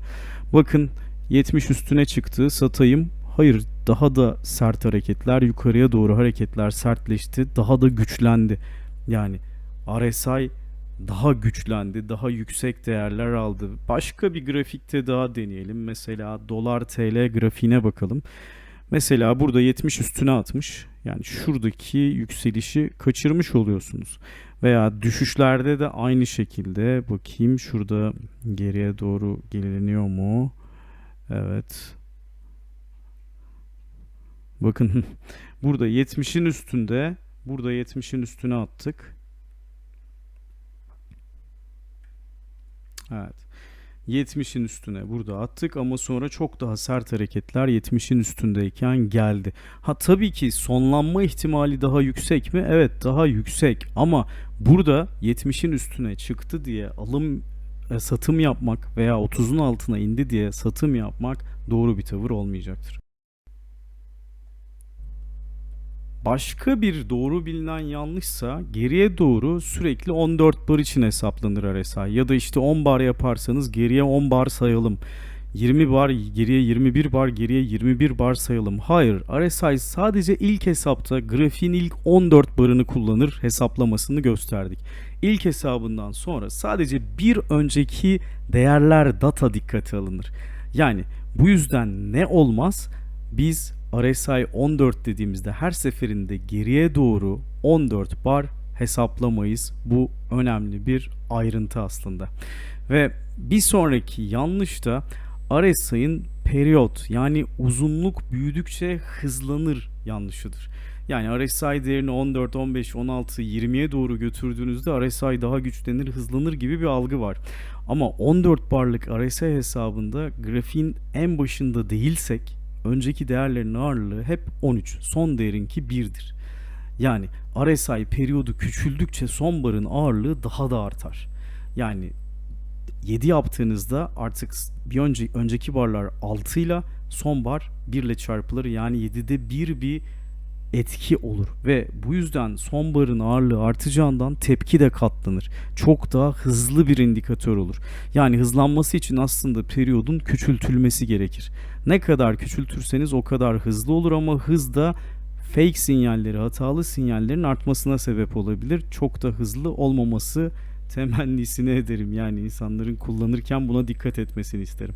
Evet, RSI yapısı ve hesaplanışı gereği güç indikatörüdür. Periyodu çok uzun seçmek son barın değerini çok azaltacağı için anlamlı sonuçlar doğurmayacaktır. Yani indikatörün yapılış amacından aslında biraz sapacaktır. O yüzden bu da doğru bilinen yanlışlardan bir tanesi aslında RSI ile ilgili. Farklı bir tanesi de RSI ağır çalışan bir indikatördür. Hayır, RSI tam tersi bir hız göstergesidir, bir güç göstergesidir. Öncü bir indikatör olduğu için fiyattan önce sinyaller alırsınız RSI'da ve formülünde yükselen ve düşen ortalama hesabı sayesinde de hareketi ve tepkileri tıpkı bir amfi gibi, yani müzikte kullandığımız işte amfi gibi, kolonlara daha yüksek ses amplifier gibi yükseltir, aslında abartır, egzajere eder. Son barların hangi yön ağırlıklı olduğunu anlatmaya çalışır. Teorik olarak da 50 üstünde boğalar baskındır, 50 altında da ayılar. Yani 50'yi bir denge seviyesi gibi düşünebiliriz ama çok da 50'nin birebir %50-50 olduğunu düşünmeyin. Sadece orada biraz daha, yani diyelim ki %50-50 gibi insanlar algılıyor. Mesela 14'lük RSI'ye bakıyorsak 7 tanesi yükseliş, 7 tanesi düşüş. Hayır, içlerinde 2 tanesi yükseliş olur ama dikkate değer yükselişlerdir. O yüzden o 50-50'yi yine dengeleyebilir. O yüzden oradaki 50'nin çok önemli ve anlamlı olmadığını düşünüyorum. Zaten bu, diyorum ya, biz kitaba bağlı anlatıyoruz. 50 seviyesinden Wilder hiç bahsetmiyor bile. Evet, sonra farklı bir hataya daha gelelim. RSI'da pozitif uyumsuzluk varsa al, negatif uyumsuzluk varsa hemen sat. İşte bu da yapılan önemli hatalardan bir tanesi. Çünkü uyumsuzluklar uzun süre devam edebilir. Yani günlük barlara bakıyorsanız aylarca, saatlikte günlerce uyumsuzluklarda doğru tavır bir kırılım veya formasyon dönüşü gibi RSI yardımıyla alınan onay mekanizmalarından faydalanmaktır. Yani bir kırılımdan sonra işte pozitif uyumsuzluğu dikkate almanız tavsiyemdir. Ya da işte buna bakılmalı aslında. Uyumsuzluklarda trendin tersi yönünde işlem yapıyorsunuz siz aslında. Yükselen bir trendde ya bu negatif var, düşecek diyorsunuz. Daha da devam edebilir. Tersi veya düşen bir trendde siz düşen trendde alım yönünde işlem açtığınızı uyumsuzlukta unutmayalım. Eğer işlem açılacaksa öncesinde mutlaka stop loss seviyesi belirlenmeli. Bu özellikle dikkat edilmesi gereken bir durum. Bir iki tane örnek verelim yine bununla ilgili de.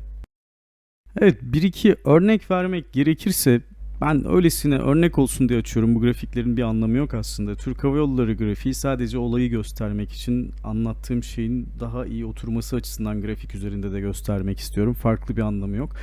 Burada mesela bir pozitif uyumsuzluk söz konusu. Nerede pozitif uyumsuzluk var? Mesela bakalım. Burada bakın, şurada şu bölümde düşen dipler var.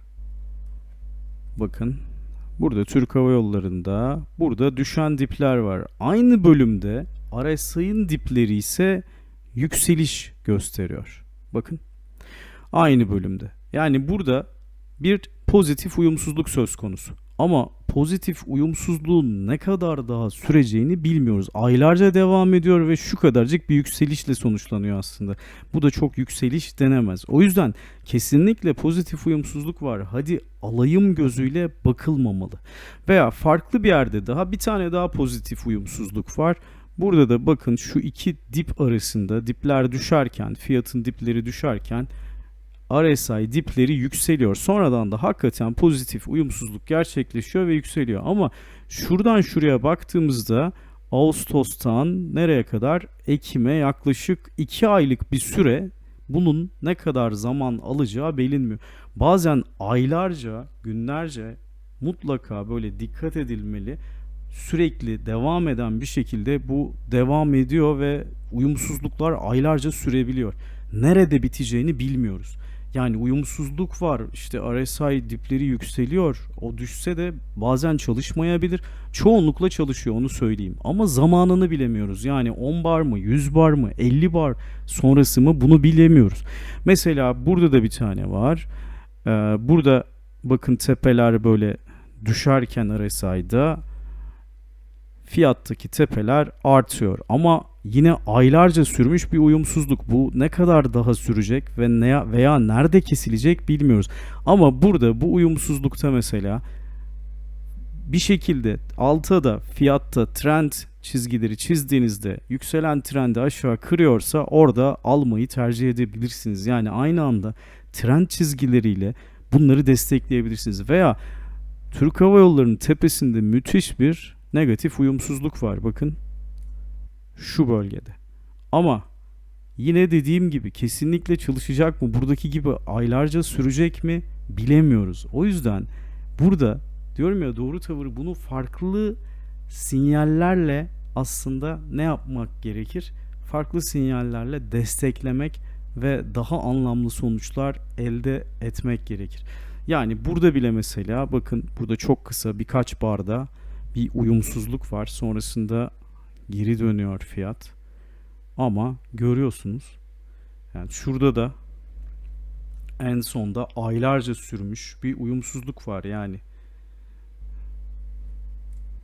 RSI'nin dipleri yükseliyor aynı anda. Ama sonrasında pozitif uyumsuzluk öncelikle çalışmıyor. Fiyat aşağıya kırıyor. Ondan sonra yükseliyor. Yani kesinlikle çalışacak diye bir kaide yok. Ama mesela burada olduğu gibi bakın, burada negatif bir uyumsuzluk var. Sonrasında müthiş bir düşüşten de sizi kurtarabilir. Eğer doğru yerde, doğru trend çizgileriyle, mesela burada şöyle bir trend atmış olsaydık, negatif uyumsuzluk da var RSI'da diyecektik. Şu şekilde bu trendi aşağıya kırdığında burada bir yerde negatif uyumsuzluğu da dikkate alarak belki de satış yapılabilirdi. Tabii ki bunlar şu anda geçmiş, olmuş, bitmişin üzerinde çok rahat konuşulabilen şeyler. Bunu o anda karar verebilmek, o anda farklı formasyonlarla desteklemek önemli. Yani üzerinden konuşmak kolay bunların, zaten olmuş bitmiş. Ama o an canlı yaşamak ve orada karar verebilmek önemli. O yüzden uyumsuzluk var diye direkt almayalım veya satmayalım. Bir başka doğru bilinen yanlış: RSI 0 veya 100 değerlerini alabilir mi? Yani RSI hesap mantığı gereği ilk barlar haricinde 100 veya 0 değerini alamaz. Ancak çok yaklaşabilir bu değerlere. Sadece ilk barlarda 0 veya 100 alır. Onu da hemen gösteririz kısaca. RSI'nin 100 olabilmesi için, örneğin yani yeni kota giren bir hissenin ilk barlarında sürekli her barda artış göstermesiyle olabilir. Veya bir coin'in bir borsada işleme başladığında, barlar ilk oluşmaya başladığında sürekli düşmesi de 0 değeriyle karşılaştırabilir bizi. Ama ilerleyen barlarda bu durum değişecek ve çok yaklaşabilse de, yani limit, matematikte limit dediğimiz şekilde 0 veya düz 100 değerine çok yaklaşsa da küsuratlı bir şekilde ulaşamayacaktır. Muhtemelen tamamen 100.0 ya da 0.0 olamayacaktır. Bunu da önemli belirtelim.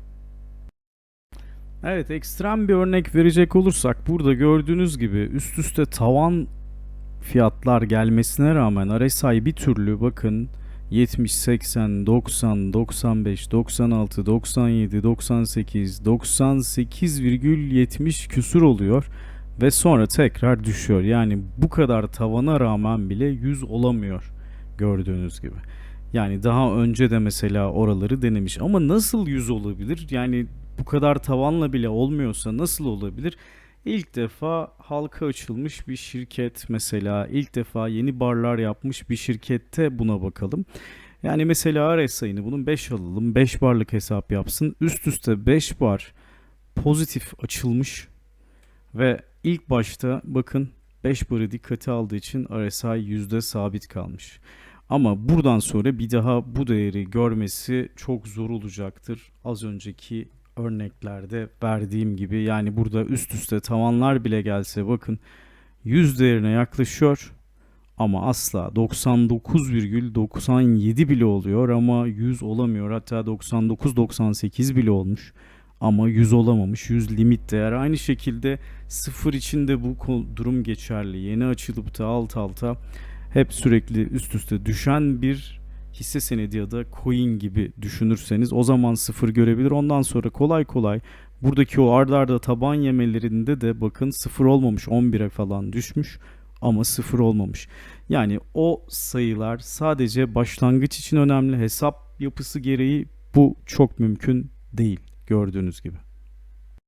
Evet, sizlere 1978 yılında ortaya çıkan, geliştirilen bu indikatörün orijinal haline sadık kalarak bu indikatörü anlatmaya çalıştım. 1978 model Camaro ile başlamıştık hatırlarsanız hikayeye ve aynı şekilde yüzlerce farklı anlatımı ve yorumu mevcuttu platformlarda, ama buradaki amacım benim olabildiğince bilgi aktarmak ve yorumlama kabiliyetini sizlere bırakmaktı. Yorum yapmayı, siz bilgiye sahipseniz ona hükmedebilir ve yorumlamayı çok daha rahat yapabilirsiniz. Her açıdan detaylarıyla anlatmaya çalıştım. Ama bu noktadan sonra yenilenmiş haliyle neler yapabileceğinden bahsetmeye çalışacağım. Kısa bir bilgi vereceğim. RSI'yi yapay zeka ile birleştirmeye çalışacağız. Yani bu noktadan sonra RSI gibi öncü bir indikatörle yapay zekanın gücünü birleştirerek Matrix IQ üzerinde bir tahminleme aracı oluşturmayı göstermek istiyorum sizlere. Yani yapay zeka denilince insanlar haliyle çekiniyor ve kullanımı zor olduğunu düşünüyor, ama Matrix IQ sayesinde bu ve benzeri yapay zeka destekli sistemler birkaç klikle yapılabiliyor. RSI ile sınırlı değil, sizin kendi sisteminiz, kendi stratejinizi de yapay zeka ile destekleyebilip çeşitli geliştirmeler yapabiliyorsunuz. Burada amaç, dediğim gibi, RSI'nin öncü olma özelliğinden ve hızı, gücü gösterme özelliğinden yararlanıp yapay zekanın desteğiyle aslında teoride %50 olan işlem başarımızı arttırmaya çalışmak. Bunu yaparken de lojistik regresyon yöntemini kullanacağız. Yani önce kısaca lojistik regresyondan bahsetmeye çalışayım.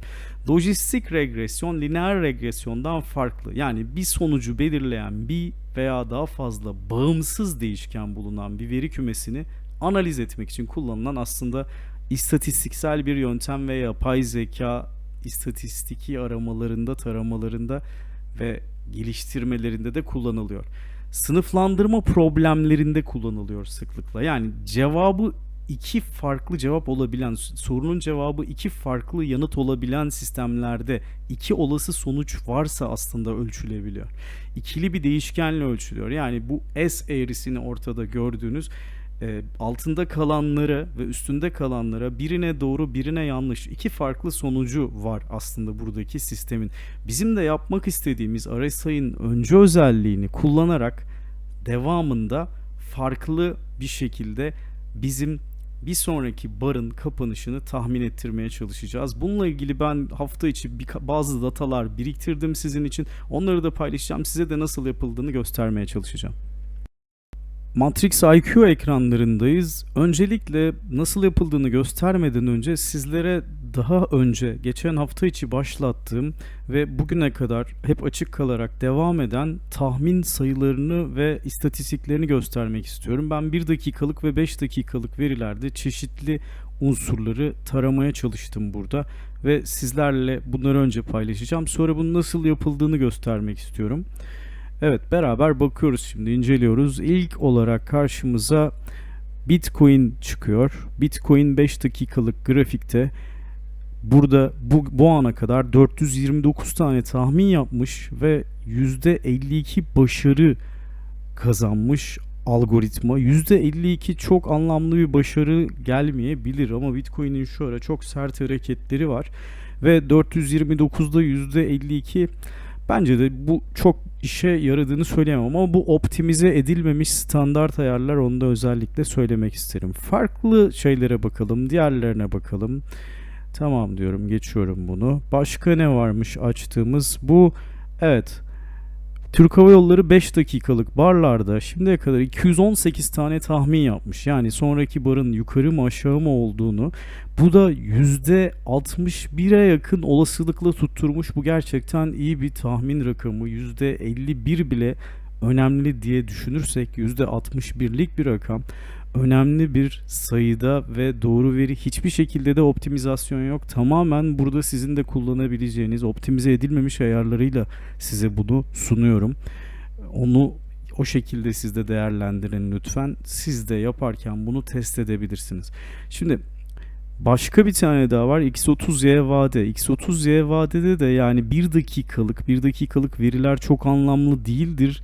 Ama VIOP'ta çift yönlü işlem yapılabilen taraf diye ben göstermek istedim. Onda da 1626 tane veri dakika için tahmin yapmış ve %59'luk bir başarı oranına sahip. Bu gerçekten anlamlı bir oran açıkçası. %60'lık bir oran bir dakikalık verilerde gayet harika ve başarılı.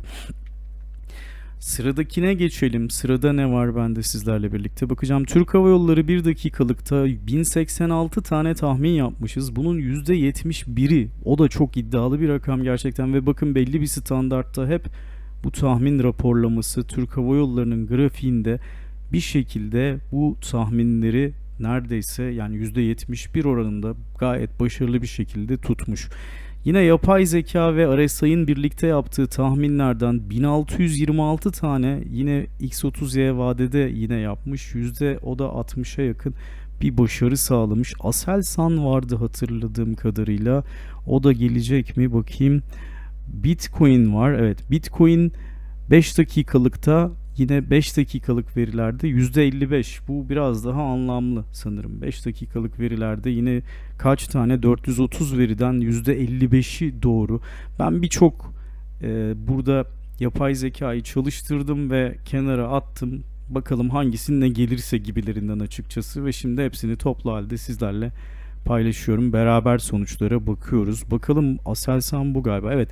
Aselsan'ın 1 dakikalık verilerinde de 1085 tane tahminde bulunuyor. Yapay zeka ve bunların %66,5'u doğru çıkıyor. Bu da gerçekten önemli bir rakam. Bir sonraki barın yukarı mı aşağı mı yoksa ne yönde gideceğine dair burada bize fikir veriyor.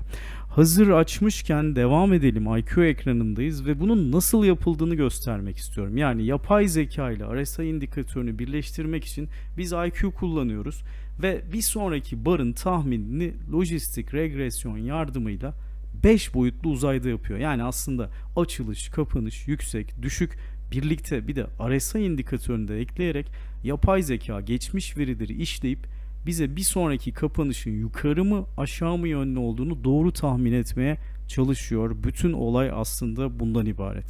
Şimdi devam edelim burada.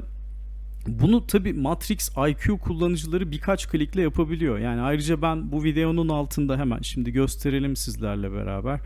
Burada bakın, beraber strateji listesi veya hazır stratejilerde, ben strateji listesinde ayrıca lojistik regresyon 7 tane de arkada hala devam ediyor onlar çalışmaya. Bu stratejileri çalıştır dediğimizde çalıştırabiliyoruz. Şimdi onu da sizlere göstermek istiyorum nasıl yapıldığını.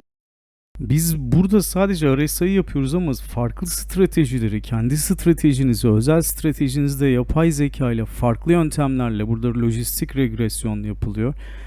Burada harmanlayıp yapay zeka ile onun yardımıyla robotlar kurabiliyorsunuz. Strateji listesinde de var. Ben kendi hazır stratejilerim arasına da aldım. Lojistik regresyonu, pardon.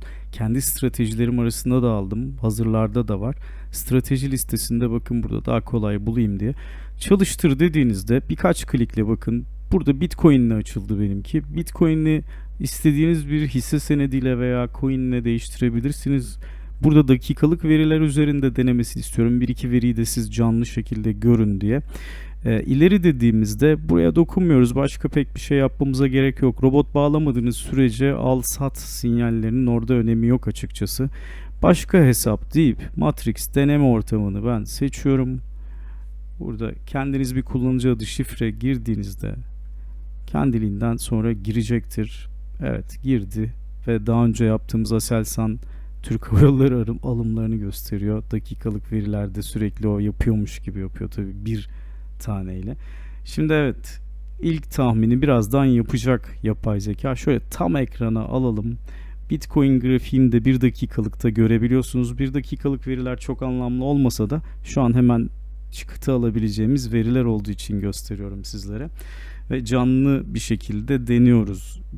Birazdan eğitildikten sonra tahmin yönünü dakika başladığında söyleyecek, yeni dakika başladığında. Yeni dakika başlamak üzere, şu saatte canlı bir tek Bitcoin olduğu için orada gösterebiliyorum. 7.24 var biliyorsunuz.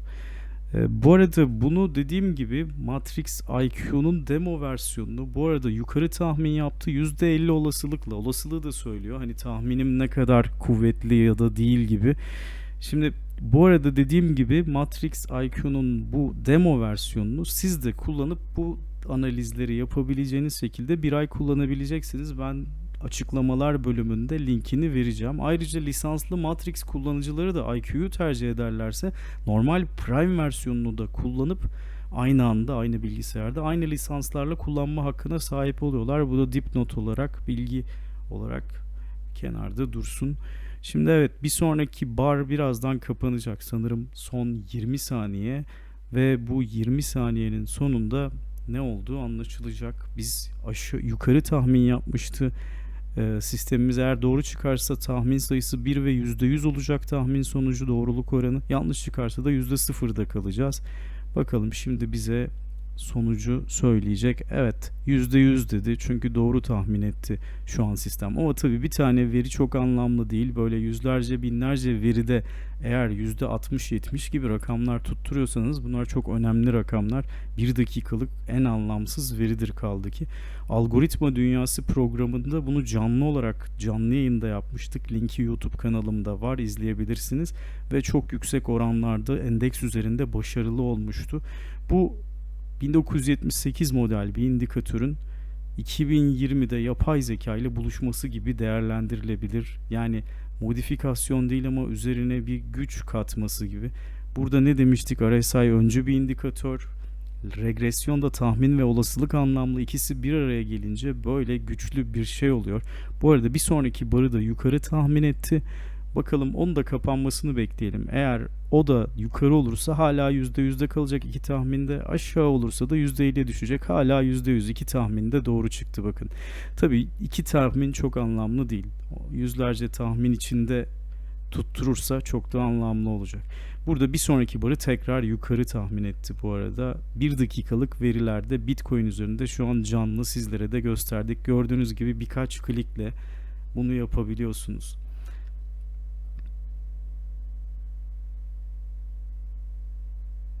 Bugün sizlere 1978 yılında geliştirilen bir indikatörü, çok fazla kullanılan, çok fazla tercih edilen bir indikatörü dilim döndüğünce anlatmaya çalıştım. Bu anlatımda orijinaline kesinlikle sadık kalmak istedim ve olabildiğince az yorum yapmaya çalıştım. Çünkü temel sıkıntı RSI'da herkesin bir şekilde kulaktan kulağa yorumlarla orijinal versiyondan kopmasıydı.